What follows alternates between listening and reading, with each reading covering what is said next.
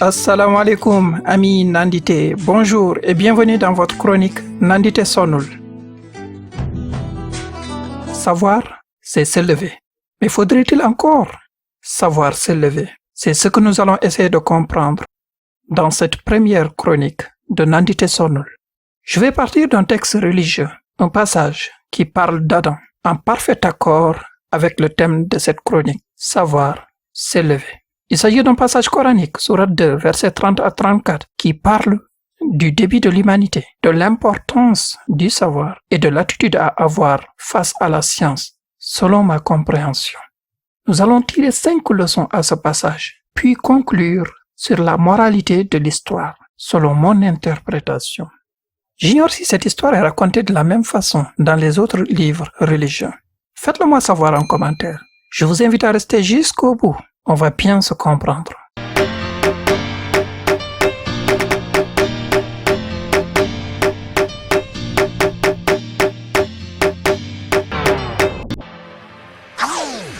Lorsque ton Seigneur confia aux anges, « Je vais établir sur terre un vicaire, Khalifa », ils dirent, « vas-tu y désigner un qui y mettra le désordre et répandra le sang, quand nous sommes là à te sanctifier et à te glorifier ?» Il dit, « En vérité, je sais ce que vous ne savez pas. » Et il apprit à Adam tous les noms de toutes choses.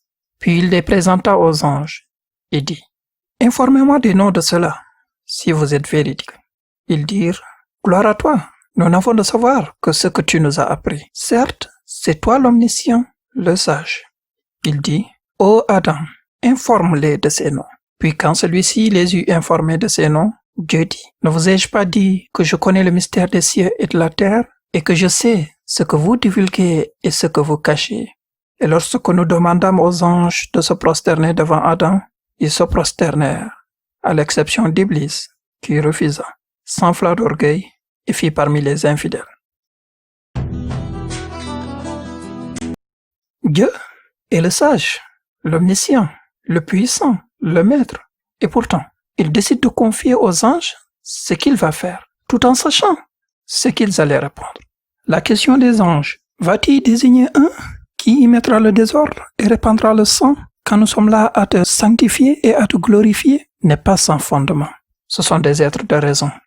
Ils ont tout simplement parlé à la limite de leur connaissance, d'où le rappel divin.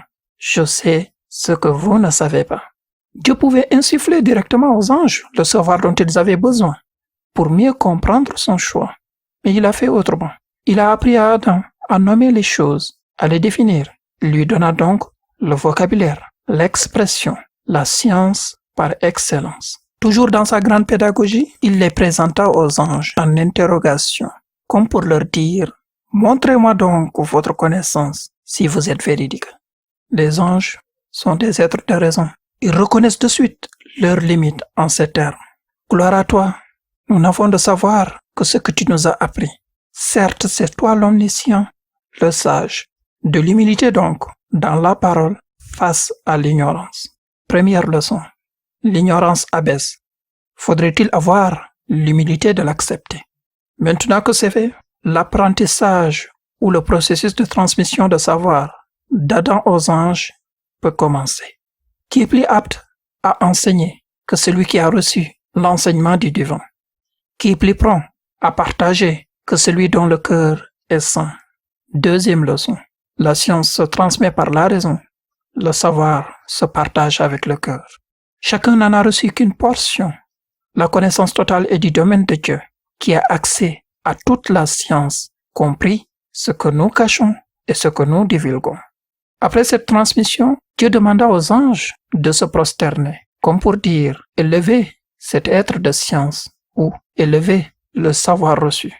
Selon l'interprétation qu'on peut en faire, les anges sont des êtres de raison. Ils s'exécutèrent immédiatement de l'humilité dans les actes. Troisième leçon, savoir s'abaisser pour élever la science.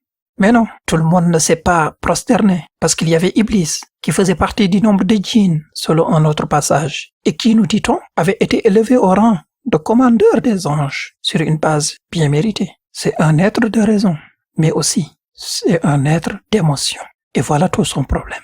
C'est pour cela qu'il s'enfla d'orgueil en se prétendant meilleur. Ses émotions l'ont empêché de prendre conscience qu'il venait de recevoir un ordre divin.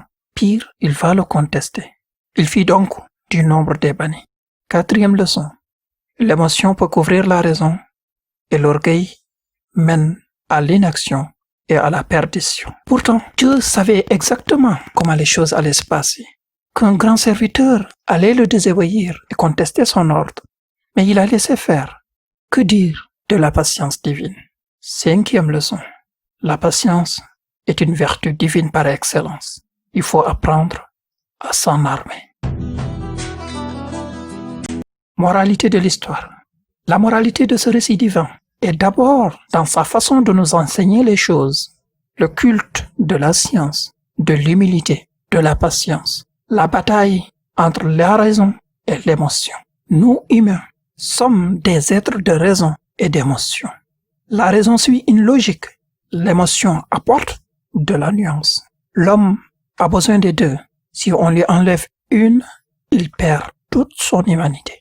Que faire si ce n'est que se rapprocher de l'état d'esprit d'Adam et s'éloigner de celui d'Iblis? Et puis, prenons toujours conscience que notre savoir est limité. Ne considérons jamais que notre perception est la seule vérité. Il nous faut aussi savoir apprendre des autres et transmettre aux autres. Faire preuve d'humilité, que l'on soit en situation d'ignorance ou que l'on se découvre savant. Faisons en sorte de ne jamais prendre les gens de haut. Ceci est une interprétation à la lumière de ma petite compréhension, mais surtout dans l'ombre de toute mon ignorance. Venez partager avec nous la vôtre dans le respect de la sensibilité de chacun. La diversité est une très grande richesse. N'oubliez jamais que tout nandité quelque part est ngaka ailleurs, mais aussi que tout ngaka peut devenir nandité à condition de prendre conscience de son ignorance et de faire un pas vers le savoir pour un jour s'élever. Ceci en toute humilité. C'est cela, savoir s'élever. Informez-vous, formez-vous, passez à l'action si vous souhaitez être la meilleure version de vous. Merci pour votre attention. À la prochaine, Inch'Allah. Nandite sonul, yaa ma gën a xam.